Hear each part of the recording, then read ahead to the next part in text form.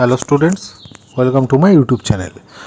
আজকে আমি তোমাদেরকে 2015 সাল থেকে 2017 সালের মধ্যবর্তী যে সমস্ত অঙ্ক উচ্চ মাধ্যমিক পরীক্ষা এসেছে সেগুলোকে সলভ করে দেখাচ্ছি। তোমরা ক্লাসটি দেখতে থাকো। দেখো, এখানে ভেক্টরের প্রথম যে অঙ্কটি নেওয়া হয়েছে, এই অঙ্কটি 2017 সালের একটি কোশ্চেন। 2017 সালে উচ্চ মাধ্যমিক পরীক্ষায় এই অঙ্কটি এসেছিল। কোশ্চেন দেওয়া আছে যে এ vector equal to 3i plus J plus 9k এবং B vector equal to I plus lambda J plus 3k হলে ল্যামডার মান নির্ণয় করো যাতে A vector plus B vector এবং এ ভেক্টর মাইনাস বি ভেক্টর দুটি পরস্পর লম্ব হয়। ঠিক আছে, তা দেখো এখানে যেহেতু এ এবং বি দুটি ভেক্টর দেওয়া আছে, তার প্রথমে আমরা A vector plus B vector নির্ণয় করছি। এই যে এ ভেক্টরের জায়গায় এ ভেক্টর প্লাস বি ভেক্টরের জায়গায় বি ভেক্টরের মানটি বসিয়ে দিলাম। বসিয়ে এটাকে যোগ করলে যেটা দাঁড়াবে যে 3i ক্যাপ, তার সাথে আই ক্যাপকে যোগ করলে 4i ক্যাপ, আর জে ক্যাপ এখানে, আর এখানে ল্যামডা জে ক্যাপ। এখান থেকে জে ক্যাপ কমন নিলে এখানে 1 আর এখানে ল্যামডা, অর্থাৎ lambda plus 1 into J cap plus 12k cap. একই রকমভাবে A vector minus B vector, A ভেক্টরের জায়গায় এ ভেক্টর মাইনাস বি ভেক্টরের জায়গায় বি ভেক্টর মানটি বসালাম। তাহলে এখান থেকে 3i ক্যাপ থেকে আই ক্যাপ গেলে 2i cap, j cap minus lambda J cap থেকে জে ক্যাপ কমন নিলে 1 মাইনাস ল্যামডা, আর 9k ক্যাপ থেকে মাইনাস 3k ক্যাপ মাইনাস হলে 6k ক্যাপ হলো। এবার এই যে দুটি ভেক্টর, এই দুটি ভেক্টর যেহেতু পরস্পর লম্ব বলে দিয়েছে, তাই তাদের ডট প্রোডাক্ট কী হবে? 0 হবে, কারণ দুটি ভেক্টর লম্ব হলে তাদের ডট গুণ 0 হয়। এবার ডট গুণ কীভাবে করে? যে আয়ের সহগ তার সাথে এর আয়ের সহগ গুণ হয়, মানে যে 4 দুগুণি 8 প্লাস, এবার যে সহগের সাথে যে সহগ গুণ হবে, ল্যামডা প্লাস 1-এর সাথে গুণ হবে 1 মাইনাস ল্যামডা প্লাস, এবার কে এর সহগ আছে দেখো এখানে 12 আর এখানে 6, অর্থাৎ 6 12 72। আর এইখানে এটা সূত্র যাবে যে 1 plus lambda into 1 minus lambda মানে 1 মাইনাস ল্যামডা স্কোয়ার। ঠিক আছে, A plus B into A minus বির formula equal to A square minus B square হয়। সেই সূত্রটিকে ব্যবহার করা হলো। এখান থেকে ল্যামডা স্কোয়ারটা রাইট সাইডে পাঠালাম, আর এদিকে 72 আর 8 মানে হচ্ছে 80 প্লাস 1 মানে 81। তা ল্যামডা স্কোয়ার ইকুয়াল টু 81, অর্থাৎ lambda equal to plus minus 9। ঠিক আছে, নেক্সট প্রবলেম কী আছে দেখো, পরের অঙ্কটি দেখো। পরের অঙ্কটি হলো যে প্রমাণ করো যে beta minus alpha vector dot beta vector divided by mod of alpha ভেক্টরের স্কোয়ার ইন্টু আলফা ভেক্টর, এই ভেক্টরটি আলফা ভেক্টরের সাথে লম্ব, এটা প্রমাণ করতে হবে। ঠিক আছে, এই ভেক্টরটি আলফা ভেক্টরের সাথে লম্ব, এটা প্রমাণ করতে হবে। এটা 2017 সালের কোশ্চেন। 2017 সালে এই উচ্চ মাধ্যমিক পরীক্ষায় অঙ্কটা এসেছিল। দেখো, দুটি ভেক্টর লম্ব কখন হয়? যখন তার ডট প্রোডাক্ট 0 হয়। এই আগের অঙ্কটা তো এইমাত্র করলাম। তাই এখানে দেখো তোমরা, এই যে দুটো ভেক্টর, এই দুটো ভেক্টরে আমি ডট গুণ নিচ্ছি, যে আলফা ভেক্টরের সাথে এই ভেক্টরটিকে ডট করছি। তাহলে আলফা ডট বিটা, এখানে ভেক্টর পড়েনি, মাথায় খেয়াল রাখতে হবে। মাথায় যদি ভেক্টর না পড়ে তাহলে কিন্তু নম্বর কেটে নেবে। প্রত্যেকটা ভেক্টরের মাথায় যাতে ভেক্টর চিহ্নটা পড়ে। ঠিক আছে, তা আলফা ডট বিটা মাইনাস, এবার এটা আলফা ডট এইটা হবে। তা এইটার সাথে যখন এটাকে ডট করবো, সেখানে যেগুলো স্কেলার টার্ম সেগুলোকে বাইরে দিয়ে দিলাম, সেগুলোকে আগে দিয়ে দিলাম। যে আলফা ডট বিটা, এটা তো একটা স্কেলার রাশি, কারণ দুটো ভেক্টর ডট করলে একটা স্কেলার রাশি পাওয়া যায়। আলফা ভেক্টরের মডুলাস, এটাও একটা স্কেলার রাশি, কারণ একটা ভেক্টরের মডুলাস মানে তার মানকে বোঝায়। তাই এই টার্মগুলো সামনে চলে গেল। তাহলে আলফা ডট, এবার এই আলফা, এটাকে লিখলাম আলফা ডট আলফা, এটা তো ভেক্টর। ঠিক আছে, এবার তোমরা দেখো এখানে যে আলফা ডট আলফা মানে আমি লিখতে পারি মড আলফা স্কোয়ার। কী করে? কারণ দুটো সেম ভেক্টরের ডট করলে কি হয়, দুটো সেম ভেক্টরের মধ্যবর্তী কোণ কিন্তু 0 ডিগ্রি। তাহলে এ ডট বি সূত্র আমরা জানি যে mod A into mod B into cos theta. এরকম আমরা জানি যে এ ডট বি মানে হচ্ছে mod A into mod B into cos theta হয়। এই সূত্র আমি এখানে প্রয়োগ করেছি। তাহলে আলফা ডট আলফা মানে mod alpha into cos 0 degree. এখানে থিটাটা হবে 0 ডিগ্রি আলফা ডট আলফার ক্ষেত্রে, তা কস 0 to 1 হয়। আর এখানে হচ্ছে mod alpha into mod alpha, কারণ দুটোই তো alpha. Mod alpha vector into mod alpha vector equal to mod alpha vector square, এটাই একবার লিখে দেওয়া হয়েছে। তো এই দুটো টার্ম কেটে যাবে, এই দুটো টার্ম কেটে গেলে এখানে আলফা ডট বিটাই পড়ে থাকবে, আর এখানেও আলফা ডট বিটা ছিল, আলফা ডট বিটার থেকে আলফা ডট বিটা মাইনাস করলে 0 হয়ে গেল। তা দুটো ভেক্টরের এই দুটো ভেক্টরের ডট প্রোডাক্ট 0 আসলো, মানে এখান থেকে বলতে পারি ভেক্টর দ্বয় পরস্পর লম্ব। এখান থেকে বলা যায় ভেক্টর দ্বয় পরস্পর লম্ব। এরপর তোমরা 3 নম্বর অঙ্কটি দেখো। Modulus of A vector equal to 4, modulus of B vector equal to 2√3 এবং modulus of A vector cross B vector equal to 12 হয়, তবে এ ভেক্টর এবং বি ভেক্টরের অন্তর্গত কোণ নির্ণয় করো। তা দুটি ভেক্টরের অন্তর্গত কোণ নির্ণয় করব, এটা 2016 সালের কোশ্চেন। ঠিক আছে, আমি দেখো তোমাদের আজকে 2015 সাল থেকে 2017 সালের মধ্যবর্তী অঙ্কগুলো করাচ্ছি, কিন্তু এখানে যে অঙ্কগুলো 2018 সাল থেকে 2020 সালের মধ্যে চলে এসেছে সেইগুলোকে আমি আর এখানে কিন্তু দেখালাম না। যেহেতু 2018 সাল থেকে 2020 সালের মধ্যবর্তী অঙ্কগুলি আমি আগের পার্টে তোমাদের কালকে আপলোড করেছি, সেখানে রয়েছে। যারা এখনও দেখোনি তারা ওই পার্ট থেকে অঙ্কগুলোকে দেখে নেবে। এইখানে হচ্ছে যে অঙ্কগুলো এক্সট্রা, মানে যেগুলো 2018 সাল থেকে 2020 সালের মধ্যে আসেনি এমন অঙ্ক, যেগুলো 2015 থেকে 2017 মধ্যে আছে, সেই অঙ্কগুলোকে করালাম। অর্থাৎ যেগুলো ইউনিক প্রবলেম সেগুলোকেই করাচ্ছি। কমনগুলো কিন্তু তোমরা ওই ভিডিও থেকে দেখে নেবে, তাই ওই ভিডিওতে যেহেতু ওইগুলো করে দিয়েছিস তাই এখানে আর বলছি না। ঠিক আছে,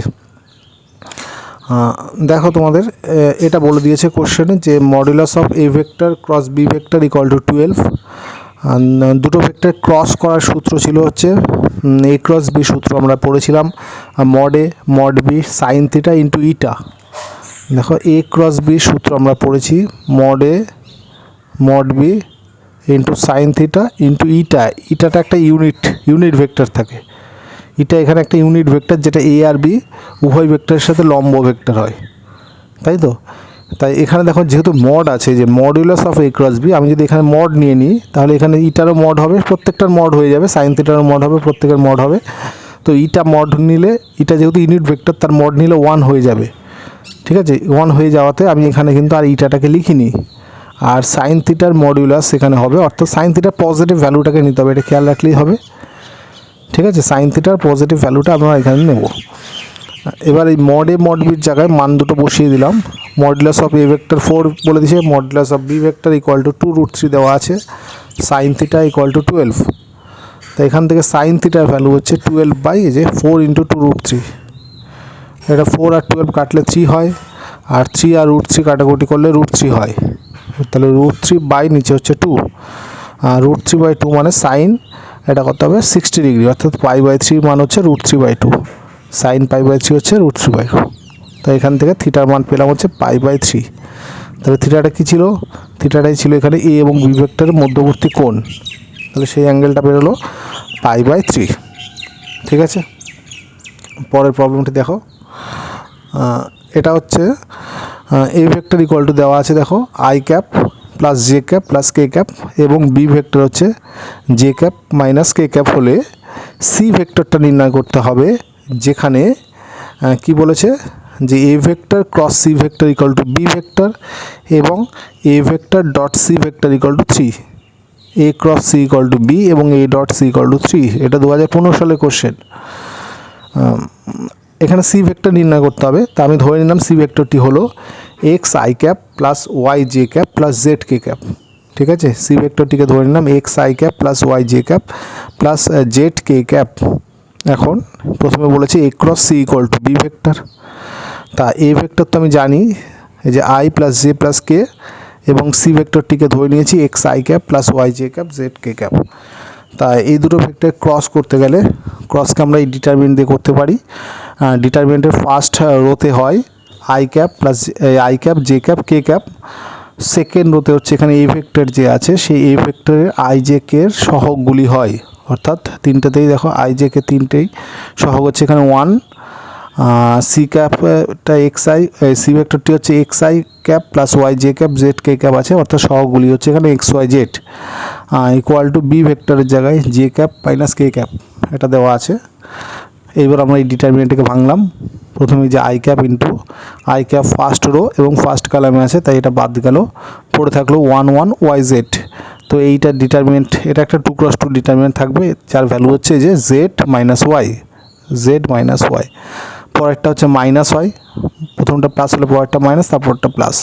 তাহলে মাইনাস এই যে J cap into J cap first row এবং সেকেন্ড কলামে আছে, তাই ফার্স্ট রো সেকেন্ড কলাম বাদ গেলে পড়ে থাকবে এই যে z minus x 1 x Z, এই ডিটারমিনেন্ট ভ্যালু হচ্ছে জেড মাইনাস এক্স প্লাস তারপর হচ্ছে কে ক্যাপ হচ্ছে ফার্স্ট রো থার্ড কলামে আছে, বাদ দিলাম, পড়ে থাকলো 1 এক্স ওয়াই, এটাকে ভাঙলে হবে এই যে ওয়াই মাইনাস এক্স, এটা equal to Z cap minus k cap. এবার এই লেফট সাইডে যে ভেক্টরটা সেটা রাইট সাইডে ভেক্টরের সাথে সমান, অর্থাৎ লেফট সাইডে আয়ের সহগ হবে জেড মাইনাস ওয়াই, আর রাইট সাইডে দেখো আয়ের কোনো টার্ম নেই তাই তার সহগটাকে 0 ধরেছি। একই রকমভাবে লেফট সাইডে জে এর সহগ হচ্ছে minus of z minus x, যে minus of z minus x মানে কিন্তু এক্স মাইনাস জেড, তাহলে সেটা রাইট সাইডে জে এর সহগ হচ্ছে 1 তার সাথে সমান। লেফট সাইডে কে এর সহগ হচ্ছে ওয়াই মাইনাস এক্স, সেটা রাইট সাইডে কে এর সহগ হচ্ছে -1 এর সাথে ইকুয়াল। ঠিক আছে, আচ্ছা এখান থেকে এই তিনটে ইকুয়েশন পেলাম। আবার কি, আবার A vector dot C vector এটা ইকুয়াল টু 3 দেওয়া আছে, তাহলে A vector dot C vector equal to 3, দুটো ভেক্টর ডট কী করে দেখো এ ভেক্টর মানে i cap plus j cap plus k cap, dot C vector মানে যে ধরে নেওয়া হয়েছিল যেটা সি ভেক্টরটি হচ্ছে x i cap plus y j cap plus z k cap. ঠিক আছে, দেখো তোমরা সি ভেক্টর হচ্ছে x i cap plus y j cap plus z k cap, এটা ইকুয়াল টু 3 দেওয়া আছে। এবার এখানে দুটো ভেক্টরকে ডট করা মানে যে আয়ের সহগের সাথে আয়ের সহগ গুণ হলে এক্স হলো, প্লাস জে এর সহগের সাথে জে এর সহগ গুণ হলে ওয়াই হলো, কে এর সহগের সাথে কে এর সহগ গুণ হলে জেড হলো, এটা ইকুয়াল টু 3। ঠিক আছে, এবার দেখো এখানে x plus y plus z equal to 3 এই ইকুয়েশনটাকে নিলাম, আর তার সাথে নিলাম হচ্ছে এখানে আমি এই ইকুয়েশনেই আমি প্রথমে এই যে এই ইকুয়েশন থেকে ওয়াই ইকুয়াল টু জেড পাচ্ছি, দেখো জেড মাইনাস ওয়াই 0 মানে এখান থেকে বলতে পারি ওয়াই ইকুয়াল টু জেড, এই ওয়াই ইকুয়াল টু জেডটা এই সমীকরণে ওয়াইয়ের জায়গায় বসালে এটা এক্স প্লাস 2z হয়ে যাবে, যে জেড প্লাস জেড মানে 2z ইকুয়াল টু 3। ঠিক আছে, তাই এটার সাথে এবার এটা যেহেতু এক্স আর জেডের একটি ইকুয়েশন, এর সাথে ওপরে যে তিনটি ইকুয়েশন রয়েছে তার মধ্যে এক্স আর জেডের ইকুয়েশন এটা আছে যে x minus Z equal two 1, তাহলে এটার সাথে আমি x minus Z equal two 1 এই ইকুয়েশনটাকে নিলাম, নিয়ে এবার দুটো ইকুয়েশনকে মাইনাস করে দিচ্ছি। দেখো দুটো ইকুয়েশনকে মাইনাস করলে এক্স কেটে যাবে, 2z প্লাস জেড মানে 3z, আর 3 মাইনাস 1 মানে 2, তাহলে জেড ইকুয়াল টু হলো 2/3, জেডের মানটা আমরা পেলাম 2/3। আবার এই ইকুয়েশন থেকে বলা যায় জেড আর ওয়াই তো ইকুয়াল, তার মানে ওয়াই ইকুয়াল টু হবে 2/3। দেখো জেড ইকুয়াল টু 2/3 মানে এখান থেকে ওয়াই ইকুয়াল টু হবে 2/3 হলো, তাহলে ওয়াই পেয়ে গেলাম, জেড পেয়ে গেলাম, বাকি থাকলো এক্স। এক্সের মানটা এই ইকুয়েশন থেকে পেতে পারি, এক্স ইকুয়াল টু হচ্ছে 1 প্লাস জেড, এই যে x equal to 1 plus Z. ঠিক আছে, তা 1 প্লাস জেডের জায়গায় মানটা বসালে যে 1 প্লাস 2/3 ইকুয়াল টু হচ্ছে 5/3, দেখো এখানে এর মানটা হচ্ছে 5/3 হলো। তাহলে এবার এক্সের মান 2/3 পেলাম, ওয়াইয়ের মানও 2/3 পেলাম, জেডের মানটা 5/3 পেলাম। তাহলে এই এক্স ওয়াই জেডের মানটা এই যে সি ভেক্টর ইকুয়াল টু ধরেছিলাম x i cap plus y j cap plus z cap, এখানে বসিয়ে দিলে যে সি ভেক্টর পেয়ে যাবো, এক্স মানে হচ্ছে 5/3 আই ক্যাপ প্লাস ওয়াই মানে 2/3 জে ক্যাপ প্লাস জেড মানে 2/3 কে ক্যাপ। ঠিক আছে, 2/3 কে ক্যাপ এই হচ্ছে ভেক্টরটি। এইভাবে আমরা সি ভেক্টরটি নির্ণয় করলাম। এই অঙ্কটা তোমরা বাড়িতে কিন্তু ভালো করে প্র্যাকটিস করবে, তা না হলে কিন্তু পরীক্ষা হলে এটা নামাতে পারবে না, বেঁধে যাবে। এই যে সমাধানটা আমি যেভাবে করলাম এই নিয়মটাকে তোমাদের বাড়িতে দেখতে হবে, বারে বারে প্র্যাকটিস করতে হবে। ঠিক আছে, তো এবার তোমরা পরবর্তী অঙ্কে আসো।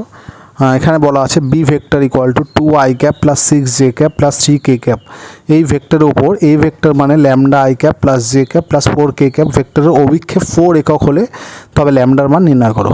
এটা 2016 সালের কোশ্চেন।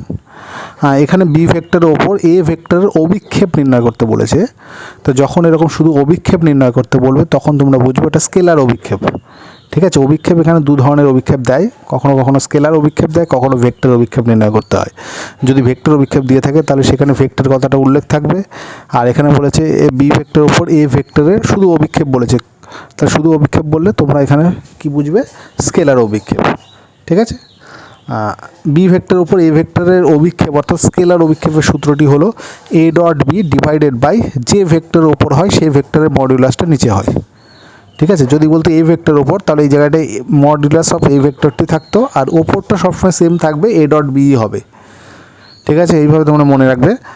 প্রথমে এ ডট বি নির্ণয় করি। বি আর এ দুটোই তো দেওয়া আছে, দুটোকে ডট করলে হবে। দেখো এর আয়ের সহগ হচ্ছে ল্যামডা, এর আয়ের সহগ হচ্ছে 2, অর্থাৎ 2 ল্যামডা হলো, প্লাস এর জে এর সহগ 1, এর জে এর সহগ 6, অর্থাৎ 1 × 6 মানে 6, প্লাস এর কে এর সহগ হচ্ছে 4, এর কে এর সহগ হচ্ছে 3, তাহলে 3 × 4 করলে 12, ডিভাইডেড বাই বি ভেক্টরের মডুলাস।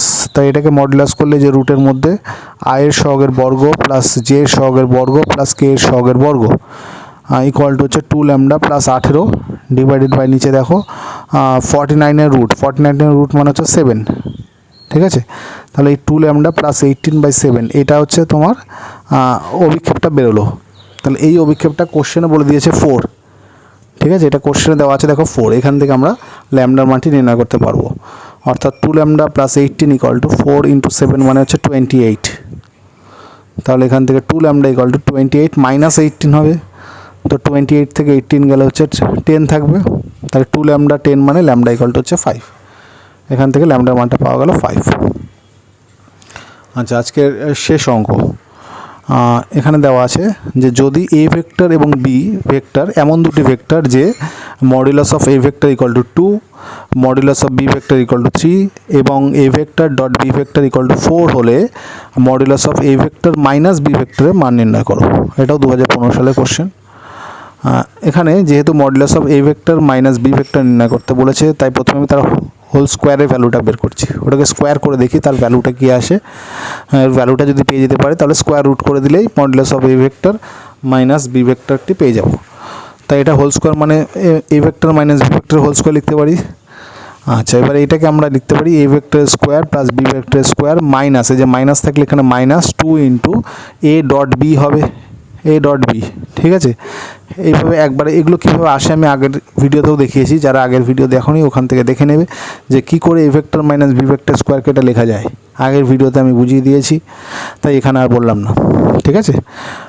এখানে এটা তোমরা এইভাবে আমি যেভাবে লিখলাম একবারে তোমরাও লিখতে পারো। তাই এখানে এ ভেক্টরের স্কোয়ার মানে লিখতে পারি modulus of A vector square, b vector square মানে modulus of B vector square. যে কোনো একটা ভেক্টর স্কোয়ার মানে তার মডুলাসের স্কোয়ার হয়, ঠিক আছে। আর এটা তো যেমন আছে থাকলো। এখন modulus of A vector equal to 2 দেওয়া আছে, তাই এটা 4 হলো। মডুলাস অফ বি ভেক্টর দেখো তোমরা এখানে 3 দেওয়া আছে, তাই এটা 3 স্কোয়ার মানে 9 হলো।